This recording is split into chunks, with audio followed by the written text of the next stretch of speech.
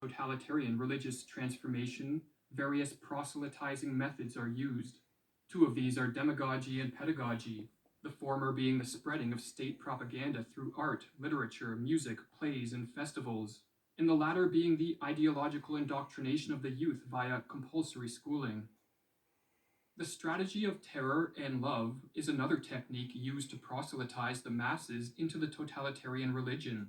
Citizens are subjected to terror via ongoing wars, continual fear-mongering, false flags, and the ever-present threat of loss of livelihood, property, imprisonment, or death. Yet these displays of terror are interspersed with displays of love. Ceremonial rituals are held to honor the goodwill of the leaders, and continuous propaganda assures the citizens that the regime cares for them and is working hard to keep them safe from the dangers of the world. And as Alexander Stein explains in her book, Terror, Love, and Brainwashing, as in the Stockholm Syndrome, thus does the abuser become the perceived safe haven, a person or an entity to whom one can turn for help, mercy, forgiveness, comfort. This alternation of terror and love triggers free-floating anxiety, confusion, and creates a trauma bond between the citizen and the state, a bond that lies at the basis of all cults.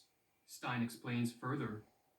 The alternation of love and fear within an isolating environment results in a dissociated, loyal, and deployable follower who can now be instructed to act in the interests of the leader rather than in his or her own survival interests. Processes of brainwashing rest on the creation of stress or threat with no escape, other than compliance to the apparent safe haven of the totalitarian regime and group. Persistent fear-mongering, in conjunction with promises that compliance to the regime will bring the citizens salvation, creates true believers who will do whatever the regime commands, even if these commands require them to disown friends and family, face economic ruin, spend time in prison, or even go to an early grave. As one example, Nikolai Valenchik, a man loyal to the Soviet regime, was forced to spend 17 years in the hard labor gulags for a crime he did not commit,